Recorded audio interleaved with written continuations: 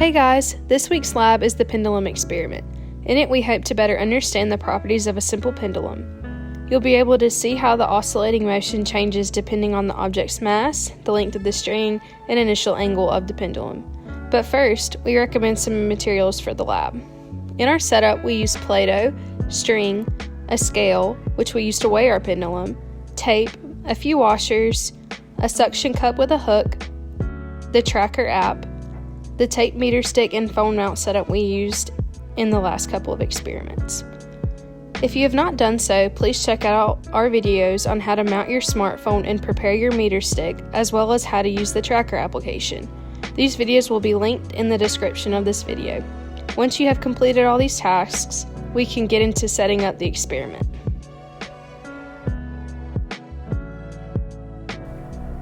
Alright, so in order to create your pendulum, you want to take a washer and tie a piece of string around it like so. Just make sure that it's secure, that the washer's not going anywhere.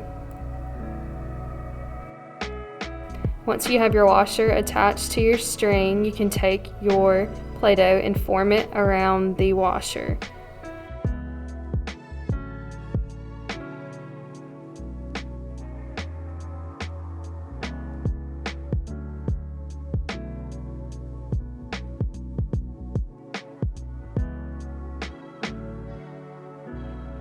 Alright, so before starting the pendulum experiment, you need to weigh all of the pieces that are going to be involved in the experiment. You can go ahead and assemble your pendulum and then weigh it.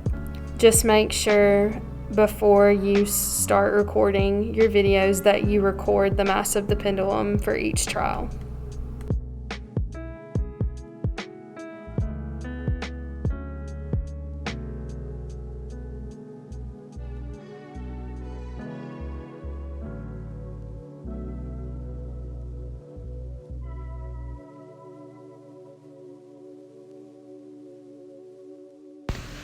When you place the suction cup, you need to pay attention to where the string hangs, particularly so it does not touch the side of the table when it swings.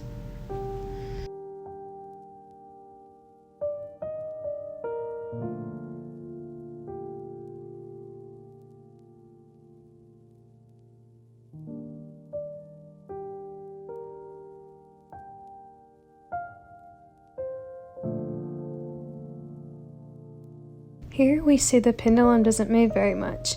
It'll still work just fine for the data analysis and tracker. Now that's the experiment. Pretty easy, right? The next step is to use this video for tracker analysis.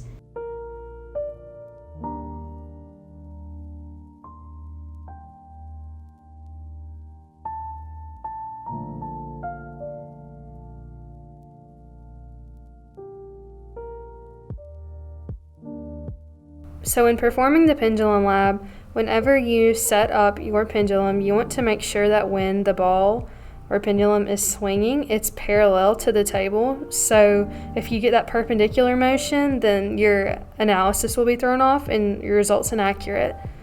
So make sure that it's parallel.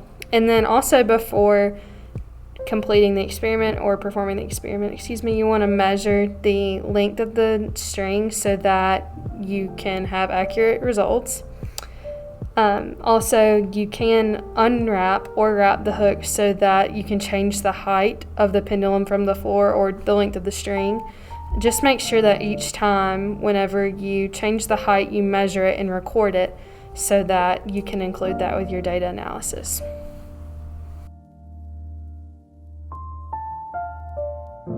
So we're in Tracker now. First thing is to locate your video file of the experiment, then load it. While we wait, we just want to remind you that we have a full tracker tutorial that's in the description of the video. We'll run through it pretty quickly here.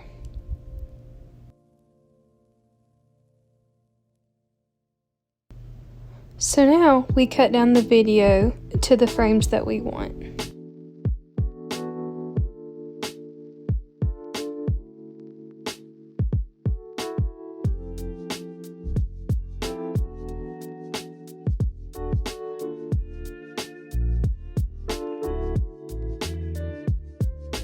Next, we're going to set a length of scale. We do this for both meter 6 since we're looking at X and Y direction. You can zoom in and then drag the ends to be more precise.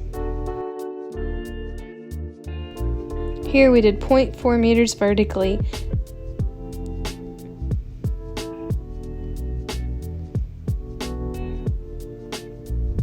and then now we'll do 0.8 meters horizontally. So we repeat the process again. We just drop 2 markers. Now we can zoom in to make it a little bit more precise and level. And now we have our length of scale. We're going to move back to the first frame of interest. Next, we're going to begin tracking the motion of the object. In order to track the motion of the object, you're going to go to Create, click on Point Mass, select Mass A. Once you've selected Mass A, there should be an option for Auto Tracker. You also need to set your evolution rate to 5% and your auto mark to 10. In order to set your mass, you are going to follow the blue prompt, hit Shift, Control, and click on the mass. You can make proper adjustments by adjusting the circumference of the circle that is the point mass, and then also there's a box around it that helps center the point mass. The more precise you are in this step, the better your results will be. Now all you have to do is hit search.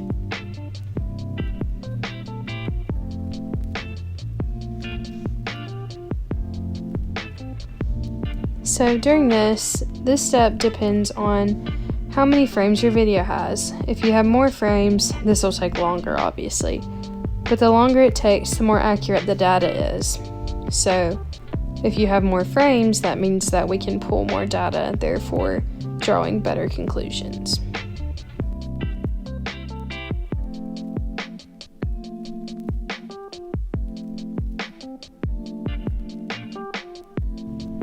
Now that Tracker has finished analyzing the video, you can save the data by going to File, Save Project As, rename the data, and then Save As.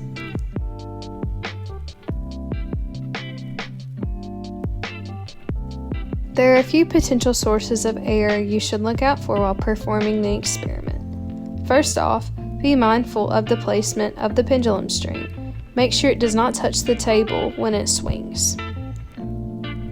Additionally, you should make sure to weigh the mass of the washer and the Play-Doh together. You should make sure that the length of the string is measured after adjusting the height, but before performing the experiment. The oscillation amplitude, or how far side to side the pendulum swings, should be fairly small compared to the string length. There are also several potential sources of error for video analysis. Be mindful of your kinetic and potential energy calculations. They are more accurate the less spin the pendulum has as it moves back and forth. Use the protractor in the Tracker app to determine the initial angle of the pendulum. Lastly, watch your phone placement. A simpler background always helps Tracker keep an idea of where the object of interest is and will go during tracking. With all that said, we can wrap up this lab. Good luck!